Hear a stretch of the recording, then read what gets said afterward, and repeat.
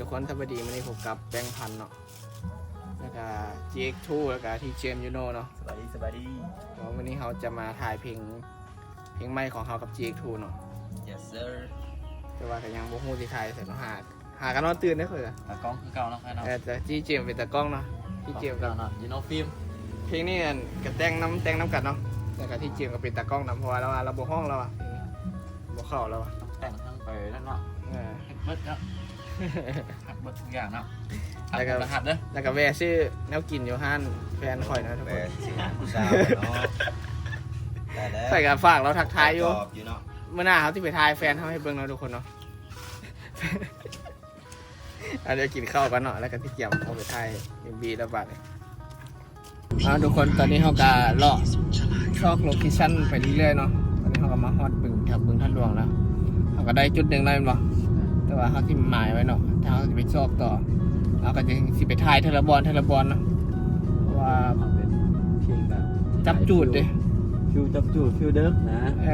ไม่ต้องการแสงมันนะ มันบ่จับจูดมันก็บ่ใหม่เนาะแต่ว่าตอนกลางคืนนี่ที่จริงตอนกลางคืนมันถ่ายใส่ครับมันมีเสียงงามถ่ายใส่มันก็ได้เบิร์เนาะ คนแรกนี่ท่าน เขาก็แบบซอกเผื่อไว้เนาะเพื่อแบบมันถ่ายบอลได้เขาก็จึงย้ายบอลถ่ายใช่ไหมทุกคนแต่เขาก็มีบอลถ่ายแบบเขาเกี่ยวไปแล้วเนาะ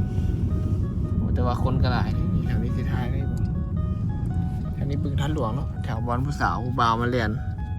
จูจีกันเนาะ เดี๋ยวบอลมาขิง หาบอลมาชิง เติบ คิงเกิมและสลาย นี่เนาะ เ เกือบเรียนนะ เสียบแล่นบ่นั่นนี่ มีเป็นวงการได้เนาะวงการในแบบวงการแลนกับคิงกันเนาะคนหลายขนาดเว้ย เอาเรื่องแล้ว จอดรถยูโน่ วงการแลนก็ยังคิงกันแบบ แต่ละวงการนี่ก็มีสิ่งมีคามีตะไคร้บ่เนาะขนาด ลากไปที่นี่เนี่ย มีต้นหอมพร้อม เขาก็ที่หาบอลเนาะเขาไปจอดวันนะครับเขาไปขี่รถต่อเอาไปเรื่อยๆก็แล้วทุกคนเนาะเดี๋ยวเขาที่ถ่ายทุกคนเบิ่งอีกทีหนึ่งแล้วทุกคนเขาก็มาฮอตบอลถ่ายแล้วเนาะบอลแรกมันอยู่บึงทัดหลวงได้เนาะตอนนี้เบิ่งวิวเลยทุกคน ถึงแล้ว มีไอ้แจ็คน้องมาซอยน้ำเนาะ เอามีท้ายเพลงเดินสมปูนต่อ สวนสนุกเนาะมันมาจากเล่นสวนสนุกกับปดินเนาะ เอียงก็ ได้สวนสนุกนะ สวนสนุก ของเด็กหน่อย แต่ว่ามีแต่ผู้ใหญ่เลย จะเราไม่เคยเข้าไปเลย แต่ว่าคีในพีวันที่พามาลิดเนาะจะโมพามาเจอเถื่อ เนาะลืมเนาะ เห็นเราเว่าเด้เราเว่าตอนนั้นที่พามาลิดนี่เด้อ เลย ไปยืนนะครับยืน โมพามาเจอเถื่อ ทุก เนาะ คนไปยืนบล็อก เบิ่งคลิปนี้แล้วทักมาหน่อยเด้อ ไอ้โก๊บวันที่พามาลิดนี่เลยสวนสนุกกันเลยโมพามาเจอเถื่อปิดแบบเนาะจิตโทรเท่เลยอยู่นี่ นี่เฮ้ยบอลน้ำแม่งงูเลยปลาอะไรกิน เนาะกินข้าวเนาะ ป้าเขาบอก มันเป็นนั่นดิมันเป็นน้ำที่แบบน้ำนิ่งเลยแบบน้ำขังอยู่นี่เลย กูโอ้โหมันเหลิกว่ะ เขาว่ามีป่าใหญ่ปะป่าใหญ่ๆนี่มีปะ มี เนาะ แน่นอนอยู่แล้วระดับโต้สัมภาษณ์กับนี่นะ แม่งขาวชิบหาย เสียแต่ว่าขาวดีไป ลายโตอีกประเด็น หลายบอกกว้างๆนี่พุ่นนะ นี่นะแบบปกป้าเนาะ ดมได้กินมึงกับหูนั่นมาอยู่ต้องอยู่เด้อ เดี๋ยวเขาเก็บถ่ายกันเลย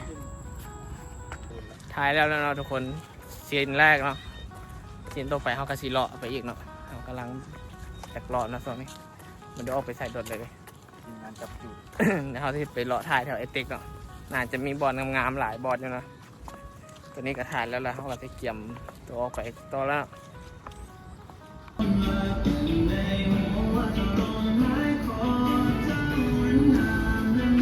รถมาไว้เด้อเบิ่งนะ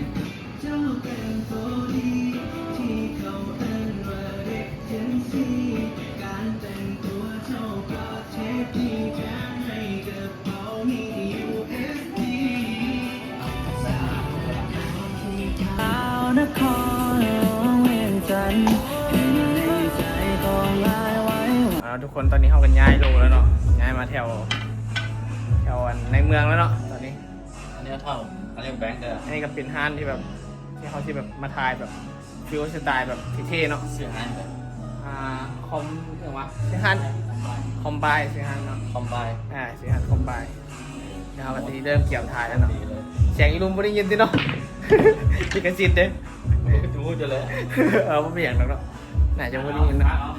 น่าจะไม่ได้ยินเนาะโอเคเดี๋ยวเขาจะเกี่ยวทายแล้วทุกคน ไป นี่เนาะตอนนี้ที่เจมส์ยูโนกับเข้าซากน้ำเนาะแล้วก็ที่ให้ไอ้แจ็คเข้าซากน้ำเนาะตอนนี้เพราะว่าทรัพยากร